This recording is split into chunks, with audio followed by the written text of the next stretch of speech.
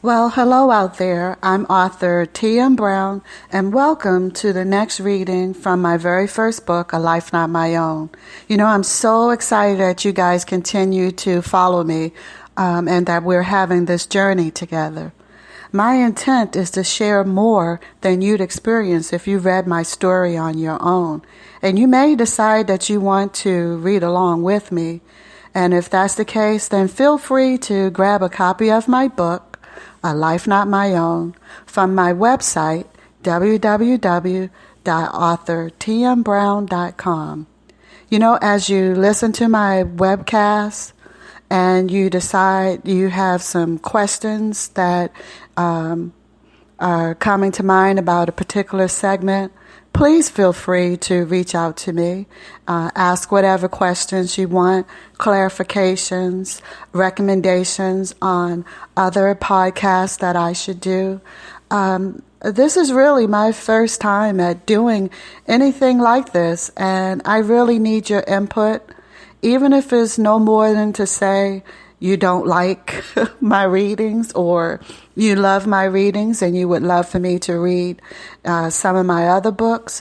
Whatever. I'm just looking for feedback. And you can provide that feedback via my email address, which is tm.brown35@yahoo.com. I'll say that again, tm.brown35@yahoo.com. We started with the very first page of my book, A Life Not My Own, and we're working our way through the entire book.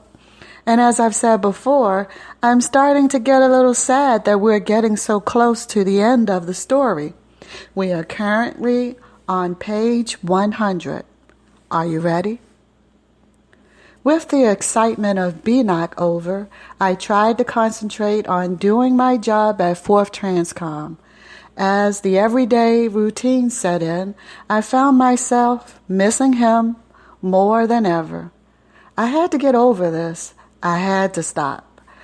I'd go to work every day and come home to watch TV that consisted of the Armed Forces Network or some German channel playing old American reruns like Charlie's Angels, Welcome Back Kotter, or Good Times. My only other form of recreation was running. I'd run 5 to 7 miles 3 or 4 times a week. Usually I ran right outside the gates of the Army installation. Actually, the Army base was located right in the middle of the town of Oberrussel. We were literally neighbors to some of the residents of the town, separated only by a tall fence. The Germans enjoy the outside and love to go for walks early in the morning and in the evenings. There were lots of paths leading to wooded areas where one could sit and enjoy the sounds and smells of the forest, or just walk from one little town to the other. I ran through many of these paths. In doing so, I would think about my past and what I dreamed my future would be. I'd also talk to Mac as I ran. I always felt him closer to me when I was out there. I'd tell him how I felt about my life, my insecurities, and just see the beauty of the country for him. One day as I ran through the cornfields on a small path, thinking of my brother Mac, I felt a warm breeze lightly sweep across my face. It felt like a light touch, similar to the type a mother gives to a sleeping child. I was sure it was Mac. I felt so happy and alive at that moment. I was so far away from everything that I had ever known, but there was comfort in the distance. I felt that I had been given the opportunity to be whomever I wanted to be. I wanted to take it slow and find myself. I knew that my time in Germany would help me do it. I felt blessed to have God in my life and to recognize it, To me, it didn't matter where I was because I knew that now I would never be alone. I needed that. I accepted the fact that most of the events that had happened to me were really, really out of my control. I needed something bigger than myself, something to guide me, keep me on a steady path. That was and is to this day, readers, my relationship with God. To me, He is a presence that watches over me and reveals Himself to me in subtle ways. He knows me better than anyone because He is really the only one capable of literally seeing inside my heart. Through the closeness with Him, the world seems exciting. I felt that there was always something waiting around the next corner for me to learn and experience. I also understood that the lessons would not always be taught through pleasant experiences. I felt my mind clearing as my inner strength increased. I was becoming more secure with myself. Several of the guys on post asked me out, but I wasn't ready for that yet. My roommate invited me to go with her to the Oktoberfest in Munich. I read all about the event, but had never had an opportunity to go. Of course, I accepted her offer. We caught the train from Frankfurt to Munich. There were Germans, American tourists, and other soldiers on the train as well. There was singing and dancing all the way to Munich. I hadn't ventured out too far from the post prior to this. So, this was my first exposure to a large German metropolitan setting. The city was huge with beautifully carved old buildings, museums, parks, and people were everywhere. We stopped at the Information Travel and Tourism office at the train station and registered to take the city tour where the last stop would be the Oktoberfest festival grounds. The tour bus went all over the city. We were having a great time. As the bus stopped at the entrance gate to the Oktoberfest, there were two huge Clydesdale horses. The horses pulled huge wooden wagons containing large kegs of beer down the street, blocking the traffic in all directions. Several women dressed in vintage German clothing, throwing flower petals at the spectators lining the streets, followed the horses. The ITT, that Information Travel Tourism Office, gave us coupons to enter the fairgrounds and to eat at a restaurant located there. He, my ex-boyfriend, would have loved this, I thought. No, I'm not going to ruin this for myself by thinking about him. I tried to think about something else. We walked around the fairgrounds, eating everything in sight. Frites, those are French fries, chocolate-covered bananas, strawberries, apples, beer, which I really didn't like, in addition to the wonderful meal we had at the restaurant. We topped the night off by going to a nightclub and dancing like crazy. You know, we were the only two blacks in the place. I must admit that a lot of the Germans could really dance, and that really surprised me. I hadn't been out the country, hadn't interacted with any Germans before this, so I was really surprised at how they could dance. We were received with respect everywhere we went. Never once did I feel out of place or unwanted. I was definitely not in America. Now that I had gotten my first taste of what a tour overseas could be like, I was determined to enjoy myself. It was time for me to put the past behind me and try to make a life for myself. It was stupid of me to deprive myself of this experience for something that just wasn't going to happen. My next trip was to Costa Brava, Spain. The unit that I was assigned to was offering a trip to Spain for 5 days and 4 nights, double occupancy, transportation, and 2 meals per day included, all for the ridiculous price of $35 a day. I paid the additional $10 for a single room and began gathering the clothes that I would take with me. The closest that I had ever come to going anywhere like this were the family trips that we made to Fort Smallwood as a child. Okay, since I don't know what is appropriate to wear in Spain, I'll take a little of everything, I rationalized. I packed 4 bathing suits, 1 for each day, and 10 outfits.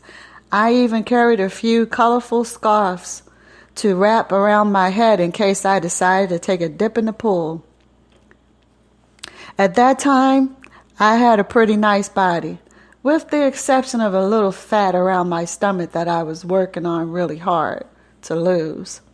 My legs and arms were incredibly tight due to the running and push-ups that I did on a regular basis. It was June, therefore my skin was beginning to tan. I thought I looked pretty good. The drive to Frankfurt to Spain was long, 14 hours to be exact, but it was definitely worth it. The hotel was very nice with the exception of the hard water.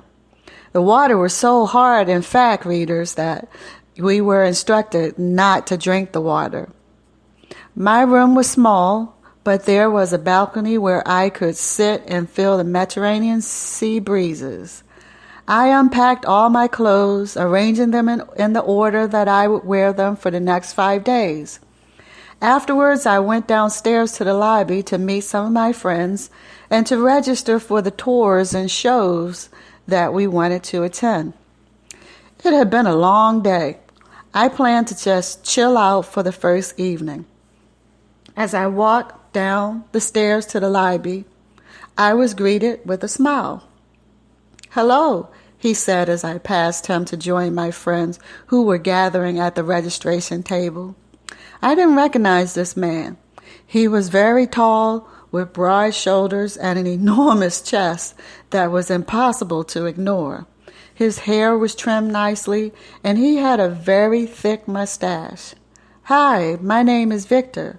I saw you on the bus, but was never close enough to introduce myself. Have you been in Oberursel long? I just arrived about a month ago myself." "Hi, my name is Tina." He seemed nice enough, but he was talking a lot. I prefer someone wait until I ask before they volunteered their life story. "Are you going to sign up for any of the tours?" he asked. "Hey, Tina and Victor." My friends standing at the registration table were calling us and motioning for us to join them. I guess they were friends with him too. "I didn't know you knew these guys too," he said. "Yes, I work with them," I said. "Oh, well, how come I haven't seen you around?" "I don't really go out that much, and I was in BNOC."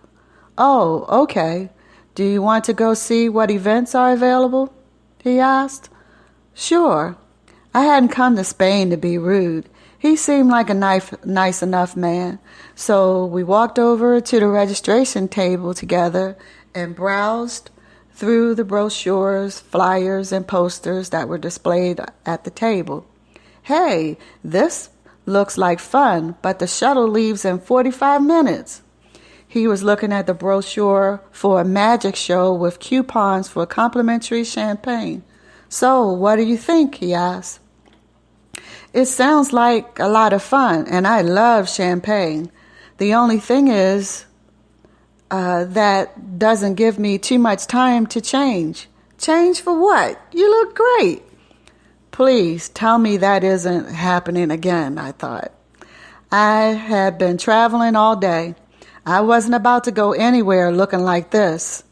"Thank you for the compliment, but I would be more comfortable changing," I said confidently. "Okay, well, you've got 35 minutes to change. That is, if you would like to go," he asked. "Yes, I think It would be nice, but please, if I miss the shuttle, go ahead without me. No, I'll wait for you, he said. Okay, I said as I headed for the elevator. It felt a little awkward knowing that he was waiting for me in the lobby. I didn't want to keep him waiting too long, but I also didn't want him to think it mattered either. I decided to wear my favorite white blouse with patches of black and red velvet, gold-colored cotton swatches, and silk remnants on the front, and a sheer fabric on the upper portion of the back to give a hint of the form of my shoulders.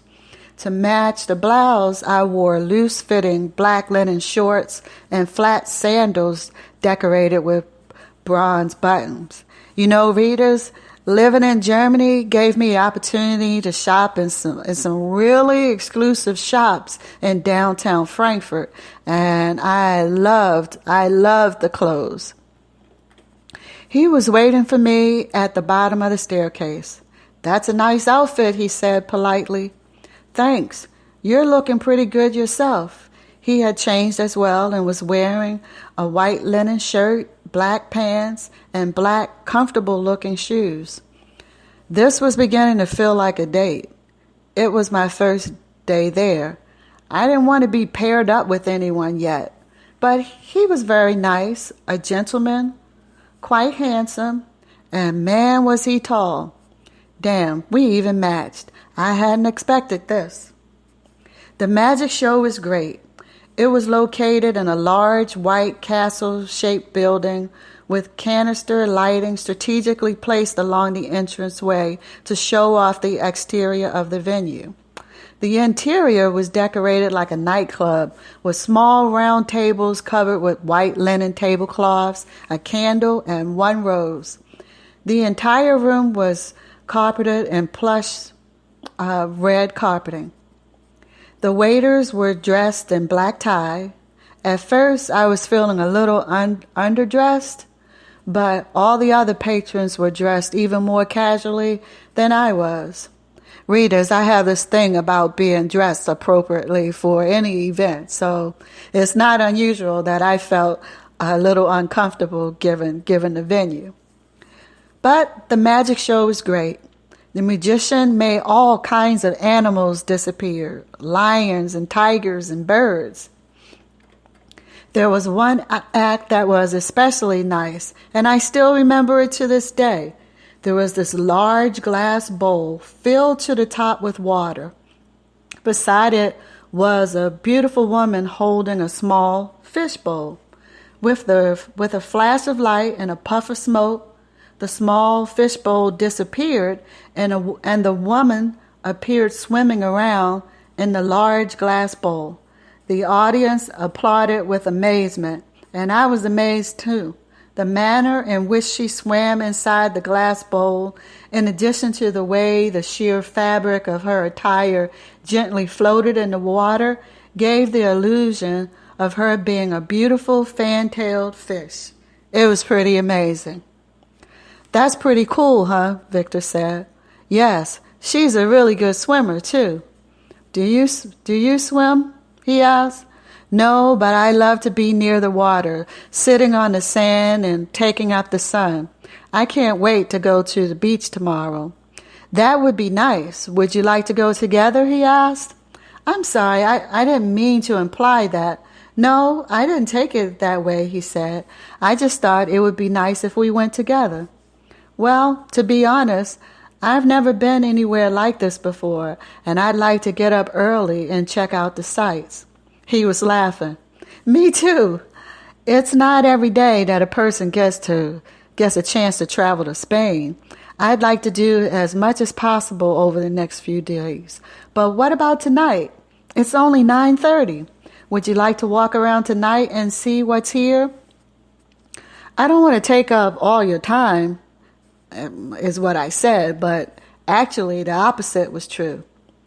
Tina, that's not the case at all. Hey, if you'd rather do something else, that's fine. I was just thinking that we're having such a good time tonight, and I'm not ready to go back to the hotel yet. Yes, it would be nice to take a look around, I said, cutting off a conversation that I didn't want to get into. This was a really nice man. He wasn't afraid to say what he thought, and he was very direct. I liked that. We spent most of the night window shopping. It didn't take very long for me to see that he had really good taste and that he had a thing for watches. It was starting to get late, and we were about three blocks from the hotel. Hey, is it really 1 o'clock? I said, looking at a watch in the store window. Yeah, I think so, he smiled. I had no idea it was so late. Hey, that's really pretty, I said, pointing to the Rolex in front of the window. And so are you, Tina, he said, placing his hand on my chin as he leaned down to kiss me. It was a pretty quick kiss, the kind that's not meant to offend a woman. I'm sorry, he said. I guess I should have asked to do that. Then ask, I said. May I kiss you, Tina? Yes, you may. This time he kissed me a little longer, but still without overdoing it. I'm not really sure why I allowed him to kiss me.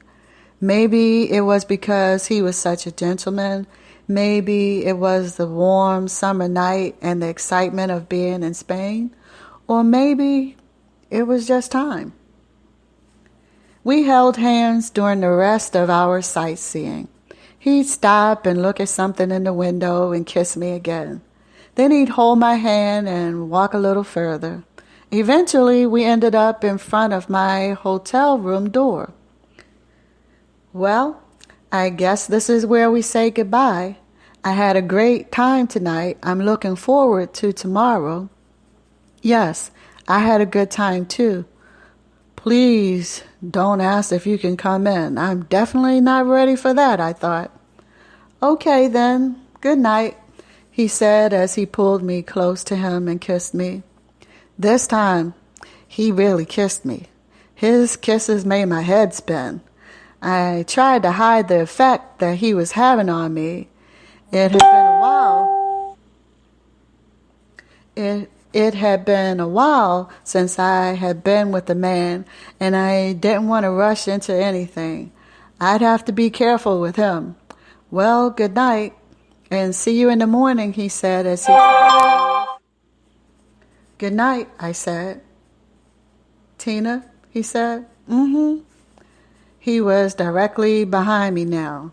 Lightly, he touched on the back of my neck as if he knew exactly what would drive me crazy. I felt his lips lightly kiss up and down my skin there. He was caressing the